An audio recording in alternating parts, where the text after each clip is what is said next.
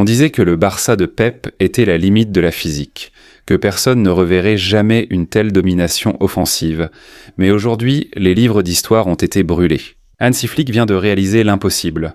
Reste jusqu'à la fin de la vidéo car nous allons comparer le Barça de Flick et le Barça de Pep Guardiola. Qui est le meilleur? Nous allons le découvrir maintenant. Appuie sur le bouton like et abonne-toi pour plus de vidéos, comme celle-ci sur l'histoire du Barça. Homme, histoire et présent. Bien sûr parce que nous allons découvrir absolument tous les détails.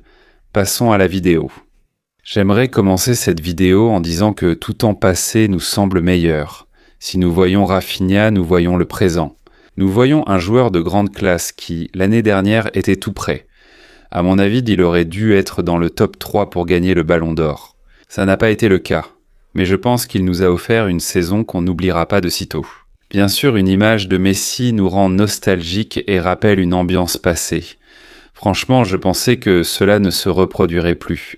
Aujourd'hui, nous ne parlerons pas seulement des meilleurs joueurs, mais aussi des données. Quelle équipe était la meilleure, celle de Flick ou de Pep Guardiola? Précisons d'abord que nous allons analyser les 105 premiers matchs de Flick et les 105 premiers matchs de Pep Guardiola. Et avec les données en main, on voit que le Barça de Pep, dans ces matchs, a marqué 250 buts, ce qui est vraiment énorme. Tenez aussi compte de ce chiffre. Le Barça venait de faire la haie d'honneur au Real Madrid et n'avait pas connu des moments faciles historiquement.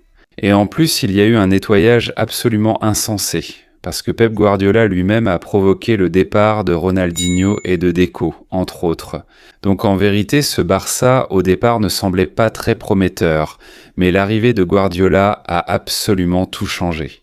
Et bon, en résumé, cette équipe était une véritable locomotive, non seulement par sa façon de jouer au football, mais aussi par les buts qu'elle marquait, et surtout par ses cracks. Pour Messi, pour Xavi, pour Iniesta, pour Henry, pour Eto'o.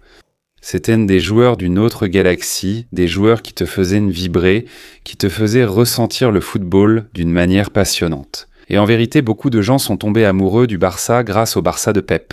De son côté, le Barça de Hansi Flick a marqué plus de buts. Voilà, vous l'avez, 105 matchs, 303 buts. Franchement, pour moi aussi, c'est impressionnant parce que je ne m'attendais pas à ce chiffre. Mais le Barça de Flick a marqué plus de buts historiquement que le Barça de Pep Guardiola. Ici, il faut nuancer. Il est vrai que même si nous avons marqué plus de buts avec Flick, le Barça de Pep Guardiola a remporté absolument tous les titres avec ce sextuplé. Il est vrai que Flick a aussi été très proche de tout gagner, mais cette confrontation contre l'Inter a fait éclater la bulle. Mais malgré cela, je pense que Flick a des statistiques qui sont vraiment légendaires, mais analysons un peu plus en profondeur, justement, le Barça de Flick. Et en fait, si l'entraîneur allemand s'est distingué depuis le début, c'est par cette ligne défensive très haute, avec une défense au milieu de terrain et l'obligation de courir toujours plus de 40 mètres dans le dos. Bien sûr, c'est quelque chose qu'il faisait déjà avec son équipe nationale, avec l'Allemagne. Et c'est vrai que dès le début, on a reproché à Flick que son jeu était trop risqué. Et c'est vrai parce que, comme je l'ai dit, tu joues avec plus de 40 mètres dans ton dos. Et une autre chose qui est aussi vraie, c'est que Flick, malgré les défaites, quand il a perdu, il a toujours dit « Je ne vais pas changer ma philosophie ». Quelque chose de très caractéristique, oui, de Pep Guardiola, et bien sûr le succès aussi bien de Flick que de Guardiola réside dans une figure clé, une figure qui gère pratiquement tout. Bien sûr avec l'aide de ses coéquipiers, mais avec le projecteur braqué sur le numéro 10. L'un c'est Messi, l'autre c'est Lamine Yamal, et je ne vais pas entrer dans le débat de savoir qui est le meilleur, parce que bien sûr pour moi les deux sont à un niveau stratosphérique, au-dessus de la moyenne. Messi est le meilleur joueur de l'histoire, sa carrière touche à sa fin, tandis que Lamine débute avec des statistiques impressionnantes. Nous avons déjà abordé ce sujet dans une autre vidéo. Lamine Yamal lui-même, à l'âge de 18 ans, est pour l'instant, et seulement pour l'instant, au-dessus des statistiques de Léo Messi. Cela ne veut pas dire qu'il est meilleur ou moins bon, cela veut simplement dire qu'à cet âge, Lamine Yamal accomplit plus de choses que Messi. Pourra-t-il continuer ainsi avec le temps? C'est compliqué, mais ce n'est pas impossible. Au fait, je te laisse 3 secondes pour liker cette super vidéo. Merci. Et en poursuivant la comparaison, on pourrait très bien dire que le Barça de Flick est beaucoup plus vertical que le Barça de Pep. Un Barça de Pep qui avait pratiquement besoin de 600 à 700 passes pour marquer un but. Le Barça de Flick avec 5 passes s'est retrouvé face à Newcastle avec 3 passes, littéralement qui ont été un chef-d'œuvre.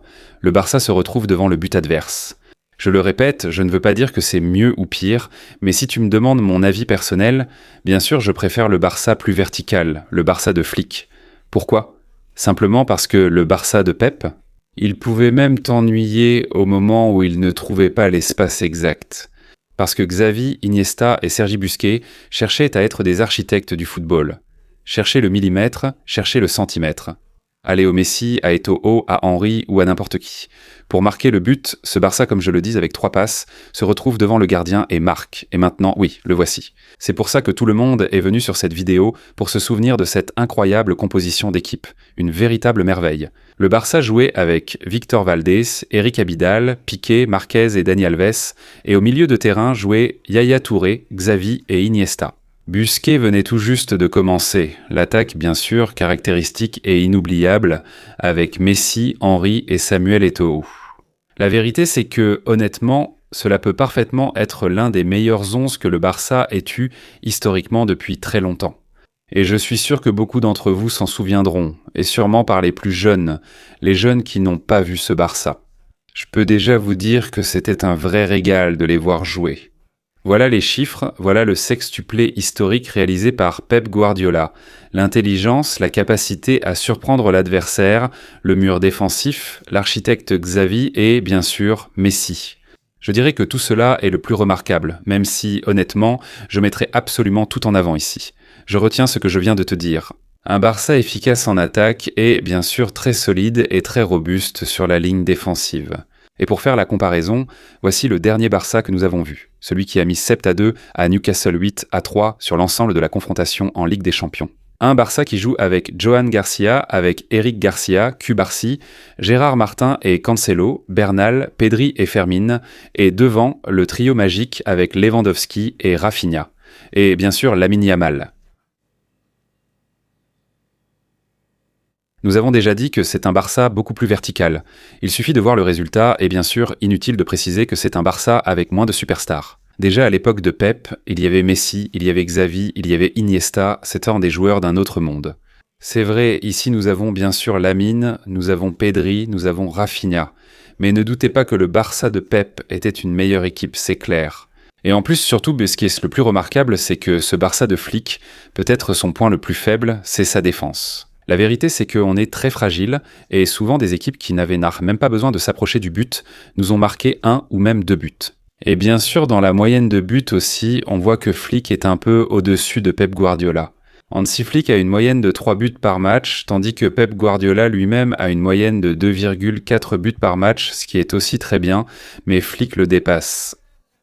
En guise de réflexion, il ne s'agit pas d'effacer le passé de Pep, ni de ne garder que le présent et l'avenir de Flick. Il faut simplement comprendre que le football a évolué vers un jeu plus physique et une vitesse extrême. Pep l'a été dans le passé, Flick est au présent, à chacun de choisir celui qu'il préfère. C'est juste pour analyser 2 véritables monstres que nous a donnés à l'époque Pep Guardiola et que nous donne maintenant Hansi Flick. Ma question est, si tu devais jouer la finale de la Ligue des Champions, préférerais-tu le 1-0 tactique de Pep ou un hypothétique 4-3 totalement frénétique de Hansi Flick ? Dis-moi en commentaire et j'espère que tu as aimé cette vidéo. Barça hier, aujourd'hui, toujours.